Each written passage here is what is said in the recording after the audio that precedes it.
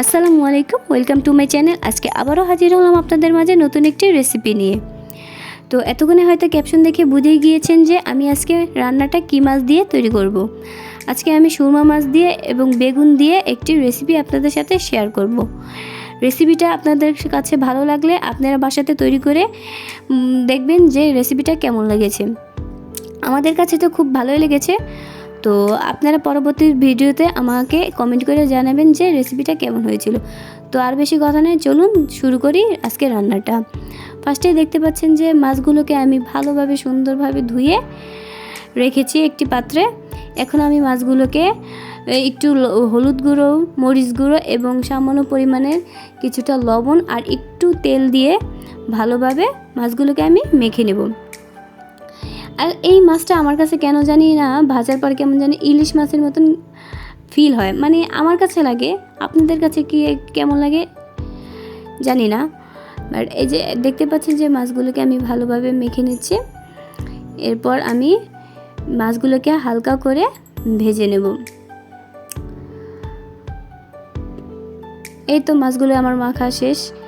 তারপর কড়াইয়ে তেল গরম করে এখন মাছগুলোকে হালকা করে ভেজে নেব। বেশি ভাজা লাগবে না, হালকা করে আর কি ভেজে নেব। এই তো মাছগুলো এক পিঠ হয়ে গিয়েছে, এখন আমি উল্টিয়ে দিচ্ছি। মাছগুলোকে খুব সাবধানে উল্টিয়েছে, তাও দেখতেই পাচ্ছেন যে মাছগুলো একটু ভেঙে গিয়েছে। এই তো মাছগুলো আমার প্রায় ভাজা শেষ। এই যে এরকম কালার চলে আসছে। এখন আমি মাছগুলোকে নামিয়ে নেব।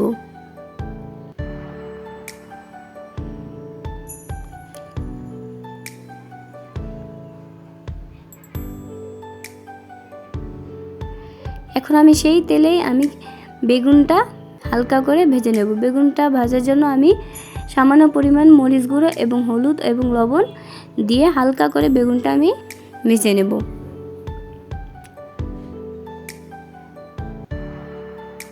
দেখতেই পাচ্ছেন যে বেগুনটা আমি কিভাবে কি দিয়ে ভাজছি। আপনারা একবার বাসাতে এভাবে ট্রাই করে দেখতে পারেন, আশা করছি খুব ভালো লাগবে। আমাদের ঘরে রান্না করার পর তো সবাই খেয়ে বলেছে খুব মজা হয়েছে। তো আপনারাও এভাবে ট্রাই করে দেখবেন। রেসিপিটা করতে তেমন কিছু উপকরণ লাগে না, সামান্য কিছু উপকরণে হয়ে যায়। তো বেগুনটা আমি ঢেকে দিয়েছিলাম একটু সিদ্ধ হওয়ার জন্য। এই তো বেগুনটা ভাজা হয়ে গিয়েছে, দেখতেই পাচ্ছেন আমি কতটা পরিমাণে বেছে নিয়েছি। তো এখন আমি বেগুনগুলোকে নামিয়ে নেব। এই তো দেখতেই পাচ্ছেন যে এখনই কত সুন্দর লাগছে, তাই না? আমার তো তখনই মনে হচ্ছিল যে আমি এই তো তারপরে দেখেন যে কড়াতে আমি তেল দিয়ে দিলাম। তেলটা একটু গরম হয়ে আসলে আমি একটু অপেক্ষা করছিলাম, তেলটা গরম। এই তো গরম হয়ে গিয়েছে, এখন আমি পেঁয়াজ দিয়ে দিচ্ছি, সাথে কাঁচামরিচ। পেঁয়াজ আর কাঁচামরিচটা দিয়ে একটু ভালোভাবে ভেজে নেব। তো দেখতেই পাচ্ছেন যে আমি পেঁয়াজগুলোকে একটু ভেজে নিচ্ছি। তো হালকা করে ভাজা হয়ে গেলে এখন আমি দিয়ে দেব পেঁয়াজ বাটা। দিয়ে আমি হালকা করে পেঁয়াজ বাটাটাও এর সাথে ভেজে নেব। আপনারা চাইলে এখানে পেঁয়াজ বাটা নাও দিতে পারেন, চাইলে বেশি এর পরিবর্তে পেঁয়াজ কুচি বেশি করে দিয়ে এই রান্নাটা তৈরি করতে পারেন। আমি এখানে একটু পেঁয়াজ বাটা দিয়ে দিলাম, এতে আর কি স্বাদ ভালো হয়, গ্রেভিটা ঘন হয় আর কি। তো এখন আমি দিয়ে দেব রসুন বাটা, আদা বাটা দিয়ে একটু ভালোভাবে কষিয়ে নেব। এটা যদি ভালোভাবে কষানো না হয় আর কি, আদার একটা আলাদা ঘ্রাণ আছে, ওই গন্ধটা আমার আর কি ভালো লাগে না। মশলাটা যদি ভালোভাবে কষানো না হয় একটা কিন্তু আদার ঘ্রাণ থেকেই যায়, গন্ধ থেকেই যায়। তো এরপরে আমি একটু কিছুটা টমেটো দিয়ে দিলাম, দিয়ে আবারও ভালোভাবে একটু কষিয়ে নেব।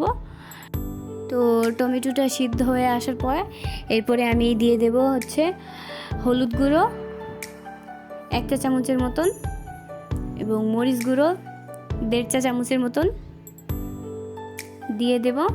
তারপর আমি পোস্তদানা বাটা দিয়ে দেব।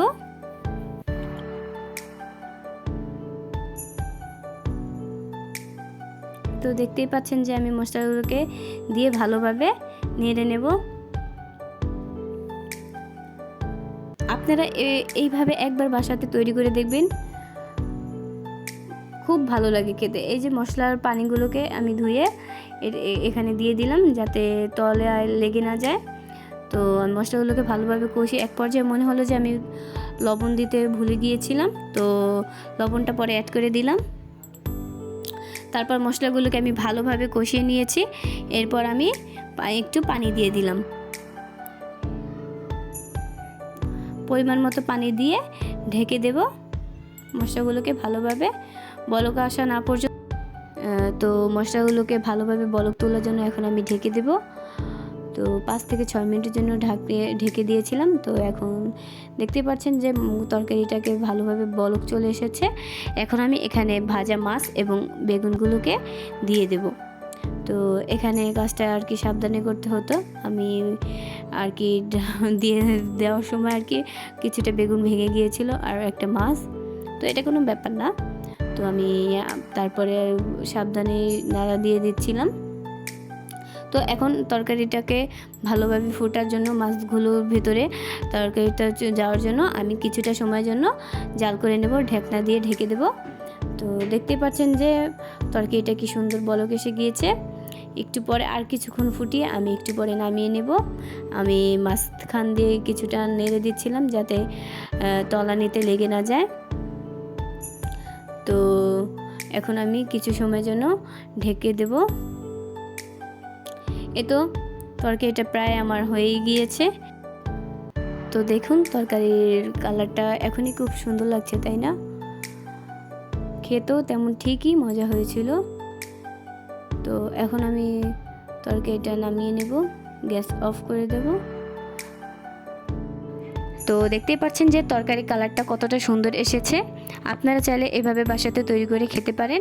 রেসিপিটা করা তো আপনারা দেখলেন যে অতটাও কঠিন না বা অতটাও ঝামেলা না, খুব কম অল্প মশলাতে এই মজাদার রান্নাটা আপনারা চাইলে বাসাতে তৈরি করতে পারেন। তো ভিডিওটা কেমন হয়েছে এবং রেসিপিটা কেমন হয়েছে আমাকে অবশ্যই কমেন্টে জানাবেন। তো দেখা হচ্ছে নেক্সট ভিডিওতে, পরবর্তী কোনো এক ভিডিওতে আরেকটি রেসিপি নিয়ে আমি হাজির হব। তো আল্লাহ হাফেজ।